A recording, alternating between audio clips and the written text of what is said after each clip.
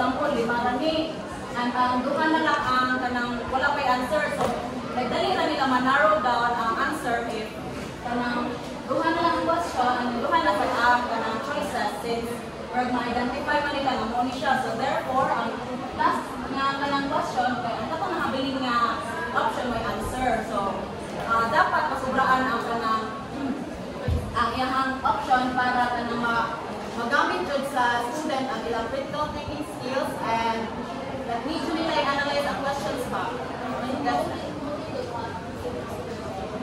So, number 4. Arrange the options alphabetically or chronologically.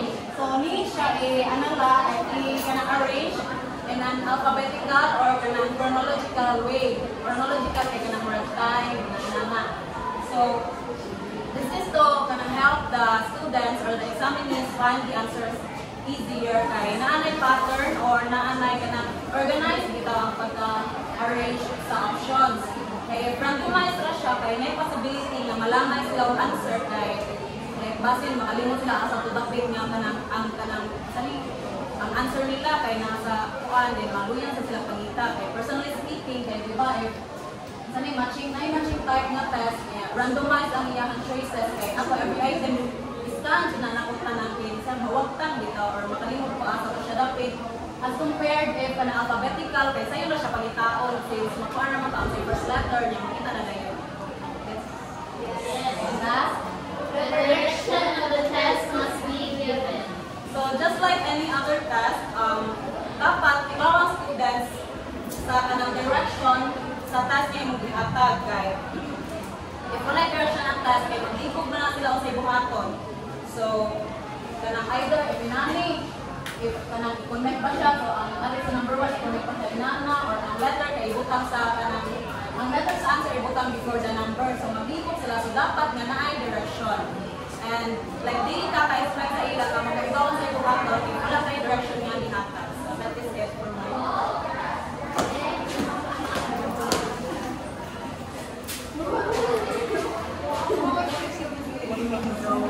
Kining matching type of test type of ang gitesa niya ang ato ang mga lower order thinking skills like atong remembering no so kanang dili sa kaning type of test kay dili matest ang ato ang higher order thinking skills so another type of kanang matching type card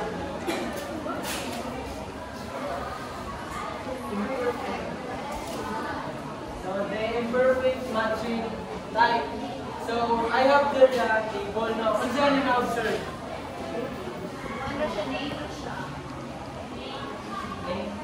Ako ni siya kay kanang name of the book. Then tapos siya mo yung mga authors. So what's your name notice ali?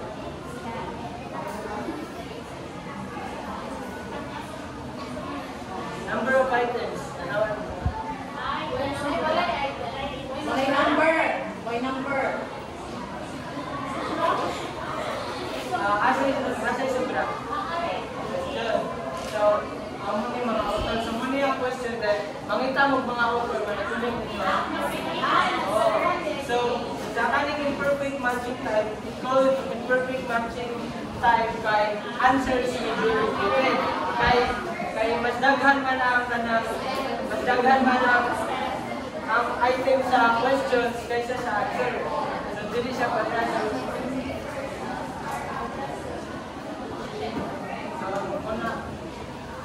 Pero sa kanina example dili, why is it called perfect matching type? Mas daghan option. Mas daghan option. So sa kanina, mas daghan ang question. So, na yung possibility nga magbalik-balik ang answer, no? So, kung magbuhat ganin mo ginani nga perfect matching type, dapat ninyo i-indicate dito sa inyong directions na answers may be repeated. So, kay kung sama yung gani, so dili na nila answer sa mga bata kay nagbalik-balik naman. So, that would be all naman.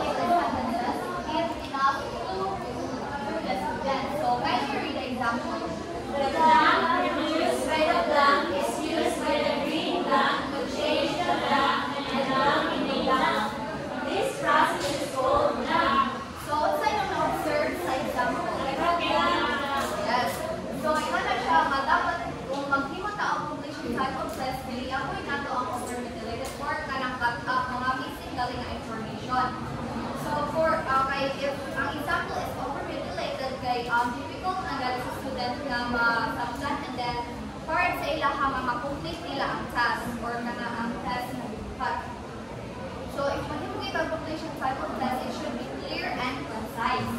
So next is avoid open-ended item. There should be only one acceptable answer. So can you read an example? Ernest Hemingway wrote blank.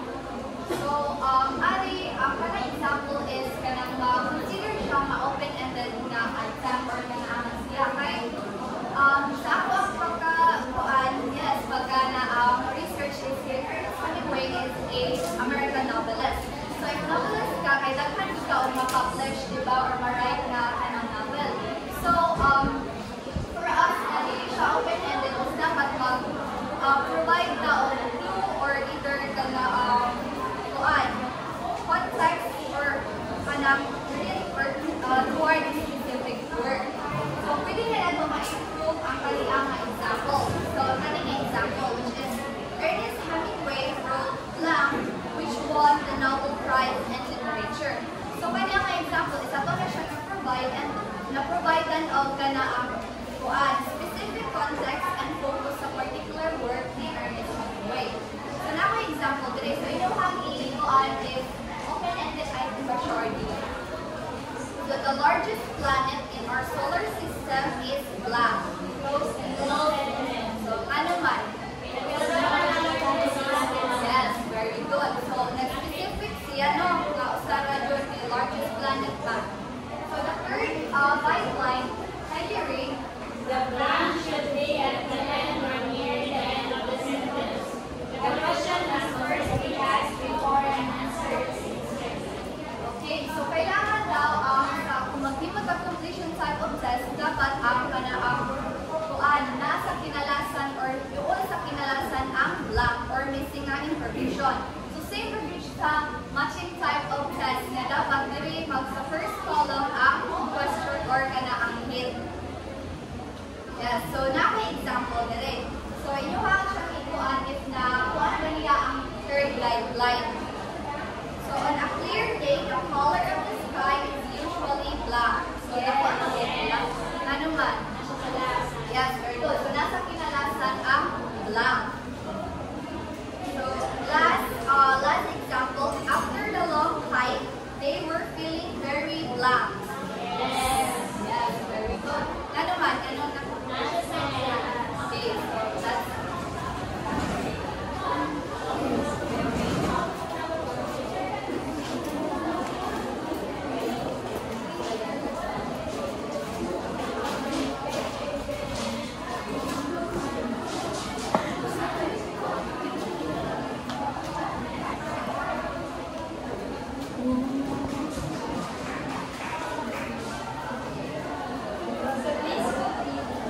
Ask question on more significant item, not on trivial matter. So from the word significant, we should ask questions that has an important or valuable answer, not those unimportant things or irrelevant. So for example, Jose Rizal was born on June 1861. So naapay other nga significance to us kanang other kanang mga other specific birthdays. Next is The left of blanks must not suggest the answer. So better to make the blanks uniform in size. so sa example dili a part of speech that names persons, places or things is so dili dapat kailangan dapat kanang maghimot kung maghimot fill in the blank kanang exercises like sa quiz or sa test dapat kanang ang blank should be kanang uniform size para to avoid kanang giving hints about the length of the answer. Next is essays. Essays classify as non-objective tests allowed for the assessment of higher order thinking So skills. essay is a short piece of writing that presents an argument or a discussion on a specific topic. So sama sa gisulti ni Ate Aljen, ang essay kay naay 3 parts. So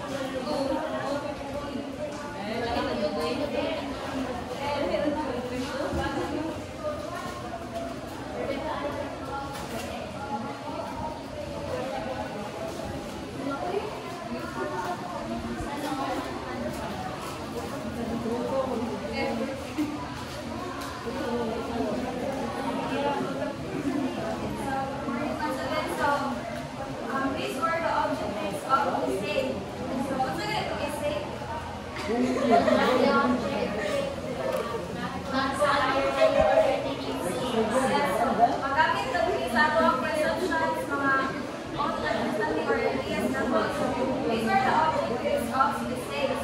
So, first is comparing. So, describe the similarities, differences between, when compare the following methods for. So, these are the examples na questions or statement para maging mag-essay.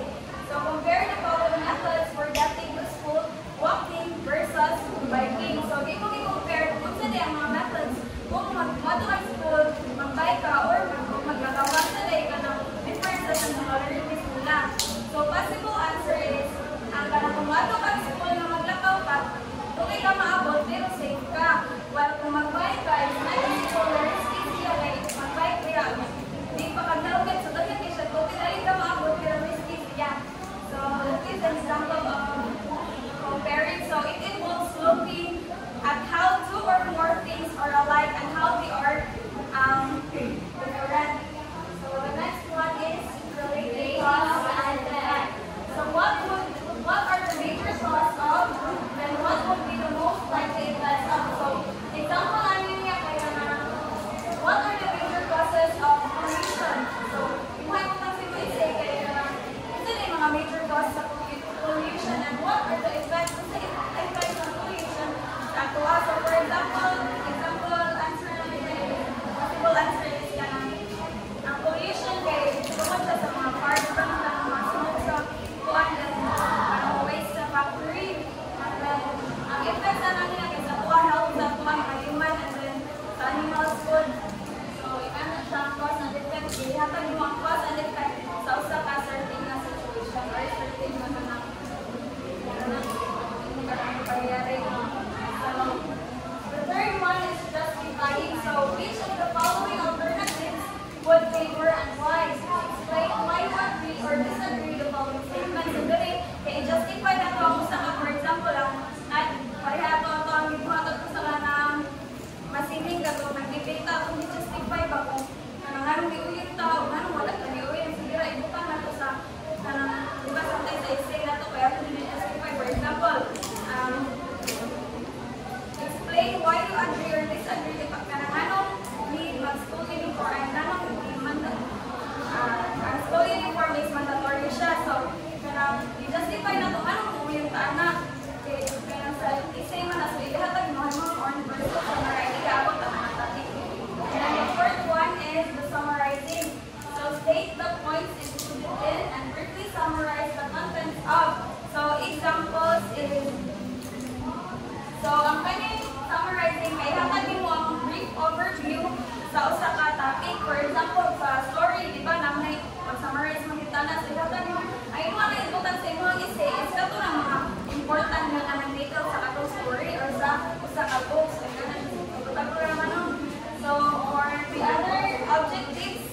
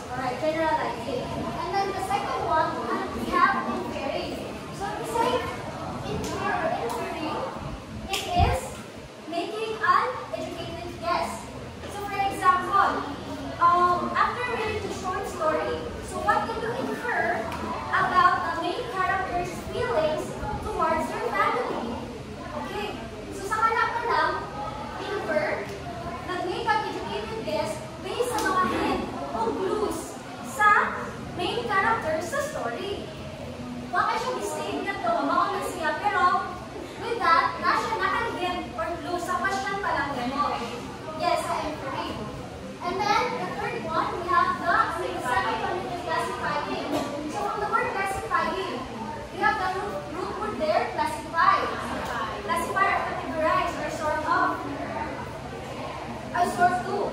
Sorry. Classify the different types of animals in the zoo. Example na siya based on their habitat and explain why each animal fits into its category. So sa kana parang daan, nakita na tag-keyword nila na category or pwede sa din siya ang classify. Kaya naman din classify the different types of animals. And then, for the 8, we have applying. So for the apply, from the word apply. Diba? So, i-apply mo yung knowledge in a practical way. Sorry. So, for example, how would you apply the concept of recycling to reduce waste in your school? So, ang keyword na ito nila? Apply. Apply.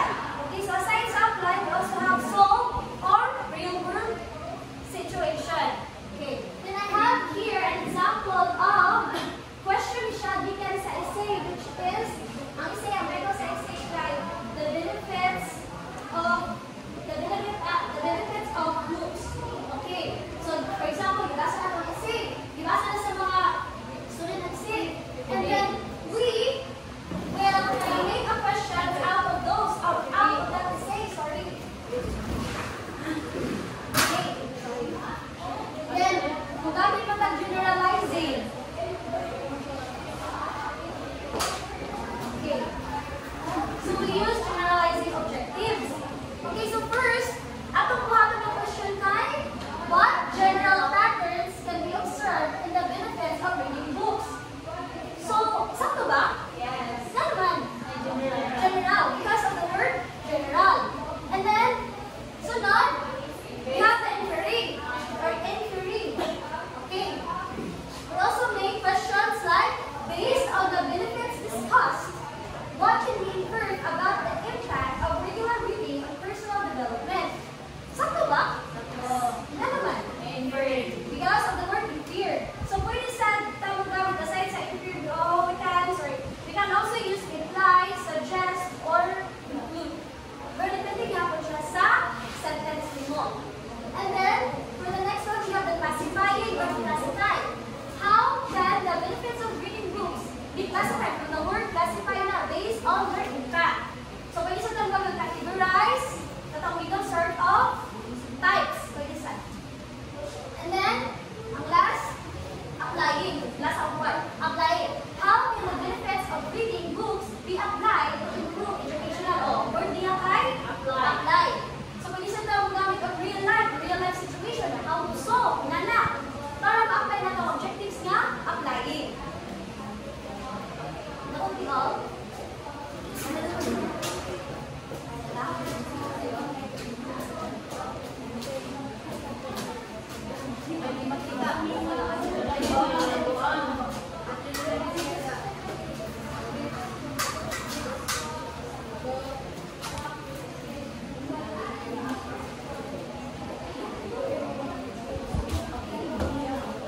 Next objective is analyzing. Analyzing is finding natures or problems.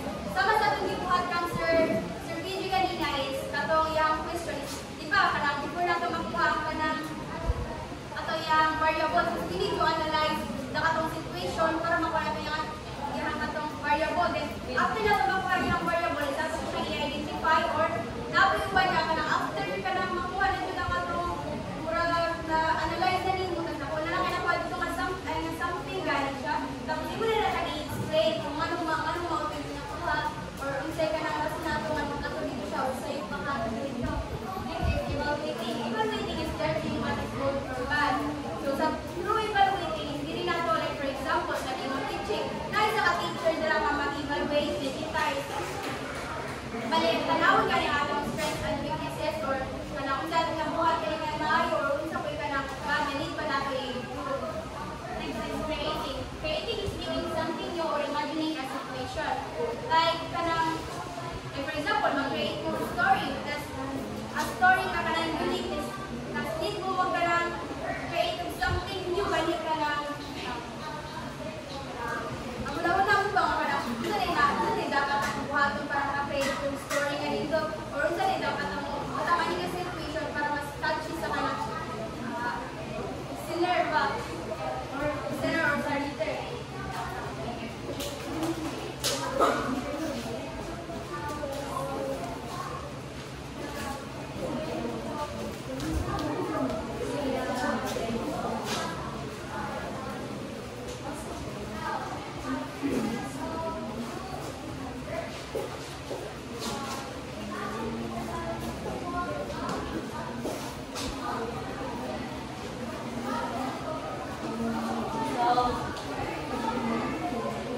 So there are two types of essay. The first one is represented. So it is also called, also referred to as short form of response.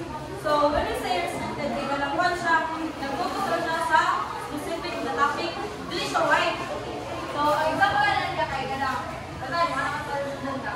Write an example, then let's read results or compare and contrast to techniques. While ang non-restricted guide, longer and complex than short responses, but students are encouraged to remain focused and realize.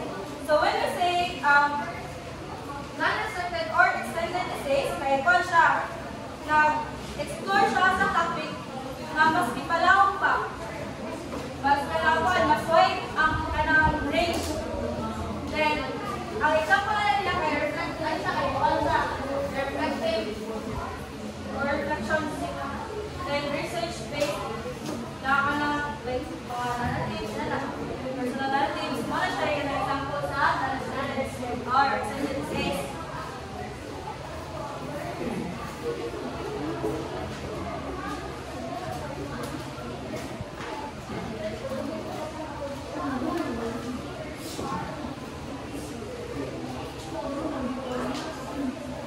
So, essays would be national guidelines or for the formulation and scoring of essay test. So, rule number 1, Phrase the direction in such a way that students are guided on the key concepts to be included. Specify how the student should respond. so sa rule number 1, kaya nanghatag ka o kanang main, ay or nanghatag ka o kanang main details kung asa mag-focus ang mga students sa ilang nga dapat sa ilang essay. Like for example, kanang wala ko sa ilang essay test na using details and information from the article Herbert Islands, summarize the main points of the article for a complete and correct response. Consider these points. Its history, 10 points. Its interesting features, 10 points. Why it is a landmark, 5 points. Diba, nagtatag ka o ganang, or nangayag ka o ganang, or nangayag ka ng mga main details na dapat nila i-focus para ito nila sa ilang essay. And then, rule number 2, Inform the students on the criteria to be used for grading their essays. This rule allows the students to focus on relevant and substantive materials rather than on peripheral and unnecessary facts and bits of information. So rule number 2, this is for to avoid po sa mga students na maghatag or magbutan sa ilang essays na walayo lang gani kayo sa topic, like mga unnecessary facts and kanang niripot pa maghatag kung kanang criteria or basis sa pagdadalo sa ilang essay. Like for example, write an essay on the topic plan photosynthesis. Using the keywords indicated, you will be graded according to the following criteria. A. Coherence. B. Accuracy of statements. C. Use of papers. Clarity and extra points for innovative presentation of ideas. So, di ba, naghatag ka o kanang basis kung saan mo paggrado ang ilang essay. So, next, rule. Yeah, so understandable naman kayo nito, like, kanang para mas challenging ang essay test or na-IQs, pamatang ko kanang time limit sa mga students. About usaya, mga teachers kay ang ilang buwan kay is write an essay, kay yung na capacity of 200 words, diba? Pero mostly good kay magtatag yun ang time limit. And then, rule number 4,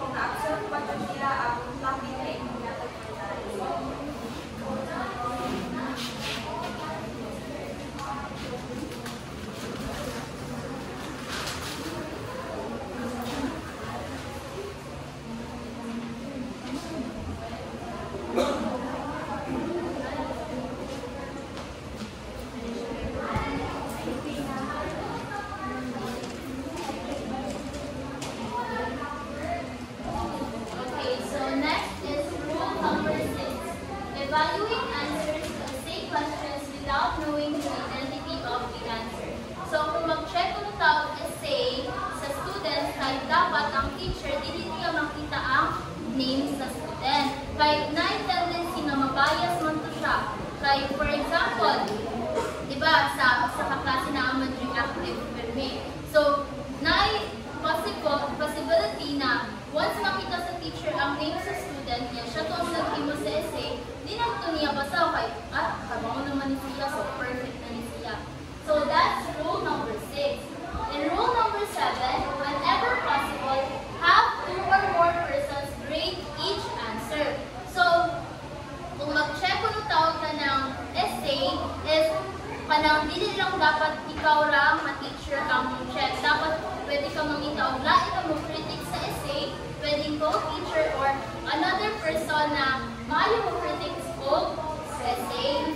Next is rule number 8. Do not provide optional questions. So, sa kanina part, naka-experience na ba mga ang nasa instruction is answer either question A or question B. Nana? What's the question?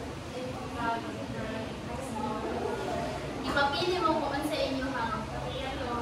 inyo answeran. Which is kanang wrong yun na dapat. Since, for example, muingod ko sa instruction na answer either question A or question B. Ang question A is list down 3 types of animals in the farm. Ang question B, explain how farm animals help humans in their daily lives. So kung ikaw nga student, so may mas pilihan yung mga question. Ang katong A, syempre ang less challenging para sa inyo ha. Unless, baka mahibaw sa katong 3 types of animals, proceed ka sa question B, which is kanang dili ganing fair ang pag-evaluate. Syempre kung ang mga ni-answer sa A, kahibaw sila ato, automatic perfect na siya. Unlike sa ni-answer sa question B. So, dapat kung ikaw, teacher, imukaw ka ng essay, dapat ang imuhang ihatag ng question is para sa tanan. Only one question. Next, rule number 9. Provide information about the value or weight of question and how it will be scored. So, just like sa rule number 2 ni Ate Stephanie Ganihangan, kinahanglan mo provide ka og criteria sa students para kahibaw sila kung unsa gani basihan sa pag-grade sa essay. And last, rule number 10, emphasize higher level thinking skills. Okay, so dapat unsa man ang mga questions na maka-enhance sa higher order thinking skills sa students. Why and how? So, pwede ba ka mag-question ta of what? Para asa naman ang what? Lots, no. More on ko ng memorization,